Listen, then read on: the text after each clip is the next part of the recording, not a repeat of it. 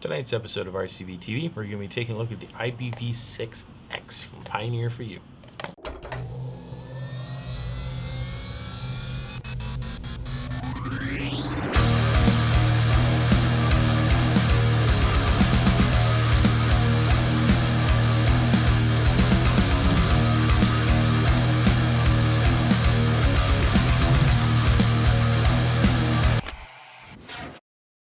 Alright, so let's take a look at what we get in the box with the IPV 6X. So, right on the top you do have your Pioneer user manual. Same as their old ones, very short and sweet and to the point. You get your mirror menu options, it tells you what your buttons actually do and all that kind of fun stuff. So pretty simple, easy to refer back to, which is nice. You have the mod itself, which is obviously going to be in the box. You have an authenticity little certification card, past quality control, and then you also have a charging cord, standard short micro USB cord. And you can use that for either charging and or for updating if there is ever an update available for this mod. So first thing you'll notice when you look at this mod is it's actually fairly small. All things considered, for a 2-battery device, it is fairly small. Now, before we dive a little bit deeper into the IPv6X, I just want to mention that my best guess with this mod, considering the IPv400 came out very short time ago, this is very comparable. It's almost identical in performance and things like that. But the biggest difference is they seem to go for a more ergonomical feel with it. It is a very comfortable mod in the hand. It doesn't seem to scratch or patina as much as the other ones did with the IPv400s, which seem to scratch and wear their paint off quite a bit, which is a nice change. But it seems like this one was kind of chucked out the door by Pioneer for you, just based on the FDAs coming down in the United States. So it seems like it was a get it out the door as fast as it can and beat that deadline. That being said, let's talk about it a little bit more. So it does have the same sort of battery door style as you would find on a Cuboid or a Fuchai 213 or its predecessor, the IPv400. So you have this little arrow here, that's the Pioneer logo. You push that forward, pops up, and that's where your batteries go in. So you have a positive and a negative up here. There's nothing down the barrels, so you do have to pay attention to those tabs there. So positive up on the one side and negative up on the other.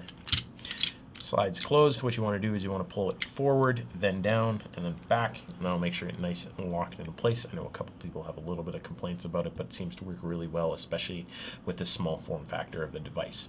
Now, in Pioneer fashion, when you pop the batteries in, nothing happens. So you do have to go 1, 2, 3, 4, 5, and that'll boot it on. You get your Pioneer for You logo, IPv6X, and then it will go black. Now, I can push the fire button. It'll tell me to check atomizer because I obviously do not have a tank on this of any kind. But it is super simple operation. Up is up for your wattage, down is down for your wattage. The menu system on it is very similar to all Pioneer devices. So 1, 2, 3, 4, 5 gets you into the menu system. The fire button will scroll through your options, so you have system on or off. If I push the up or down button, they'll shut the device off. I got power mode. I can switch that over to dual mode if I'd like, and then I can check what version of Yeehai chips I am using, and then it goes to exit, and exit will bring you back to your wattage screen or your temperature control screen. So 1, 2, 3, 4, 5. We're going to scroll over to power mode, and we'll throw you into dual mode. So you can either choose Fahrenheit or Celsius for the unit of calculation that you want to use. You pick your actual temperature that you want to use, and you can tell what type of coil. So you got titanium, stainless steel 316, SX Pure. I'm not actually 100% sure what that is. It's probably a Pioneer for You specific thing. You have manual TCR control, so you can set your own temperature coefficient of resistance for depending if you're building your own coils or not. You can set it for nickel 200, and then you're back to your titanium. You click your fire button, it'll select that option, and now you're back just into the menu system. So then you go to exit, and then you'd be in dual mode. 1, 2, 3, 4, 5. Then get back into the menu system, scroll over to mode dual.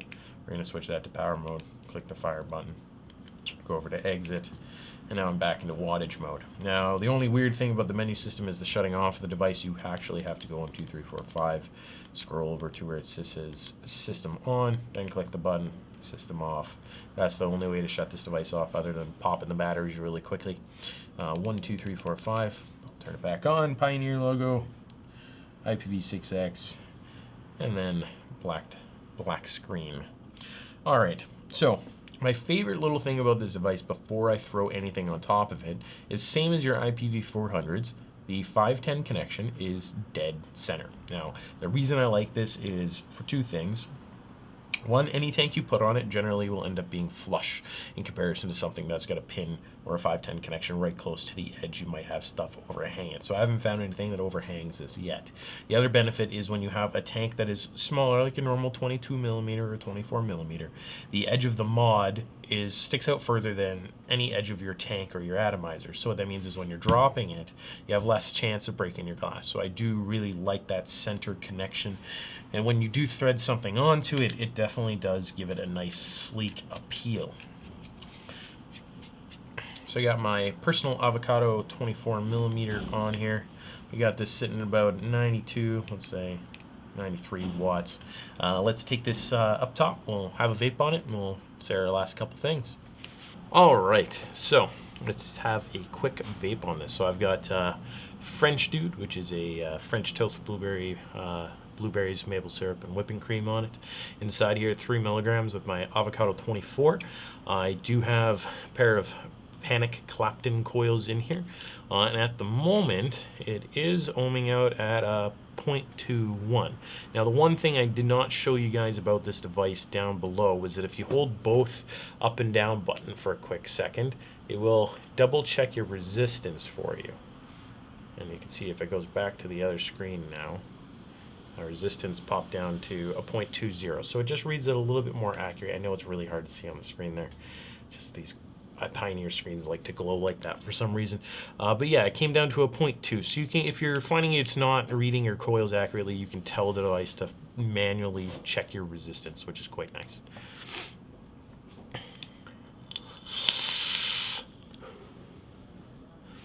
Not a bad vape at all. It actually seems to hit fairly accurately, as most Pioneer devices seem to do. There's not much to say about the device. It's dead simple. It's very small. It's light. 2 batteries, so not bad on battery life. High wattage, 200 watts. I think it fires down to about 10 watts at the lowest. But just the price point that you can find on these guys out there, they're a wicked cheap 200 watt box, and the quality that you get with it when you buy Pioneer stuff, you know you're getting a good quality device, which is really nice. But there ain't much to say about it. It's got a nice look, feels really nice in the hand, hits well, does its job. There's not much really to say about it. It's got nothing unique, anything odd about it. So that's pretty much it for us tonight, guys. Thanks for watching, and as always, subscribe to the channel, like the videos. Follow us on Instagram and Twitter. like us on Facebook, and until next time, Make smart choices. choices.